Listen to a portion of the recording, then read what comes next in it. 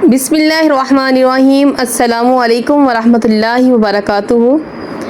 आज की वीडियो है कि जिन घरों में झगड़े हैं, नाचाकी हैं और वो ख़त्म नहीं होती है, उनके लिए एक आसान सा वजीफ़ा है। कुरान पाक की एक सूरत है छोटी सी, इंशाअल्लाह उसका विर्द करना है, वजीफ़ा करना है। इंशाअल्लाह बहुत जल्दी आप देखेंगे कि आपके घर में सुकून हो जाएगा और झगड़े ख़त्म हो जाएंगे।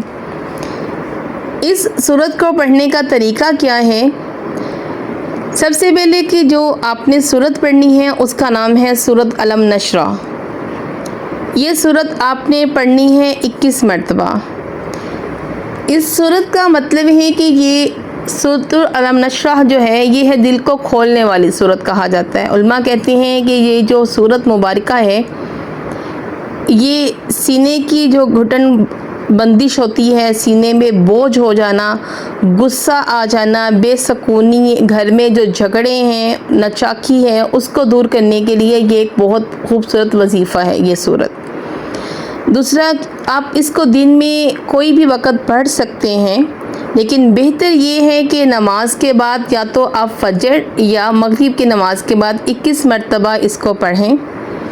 अब इसके पढ़ने का तरीका क्या है कि हर बार पढ़ने के बाद आपने अपने घर में, अपने कमरों पे, दीवारों पे या कोनों पर आप तस्वीर बांध कर पढ़ने के बाद फूंक मार सकते हैं या पानी पर दम कर कर घर पर छिड़काव भी कर सकते हैं।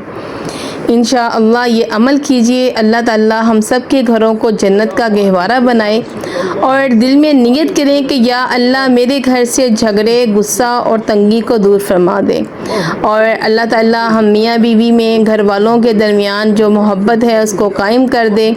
अल्लाह ताला हमारी घबराहट को, हमारे गुस्से को ख़त्म कर दे। अल्लाह ताला हमारे घर के माहौल पुरसकून हो जाए।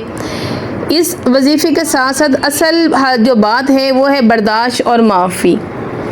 कुरान खुद फरमाते हैं कि सुलह कर लेना बेहतर है। अगर किसी के साथ आपकी कोई लड़ाई हो गई है तो आप दूसरे बंदे को माफ़ कर दें और सुलह कर लें।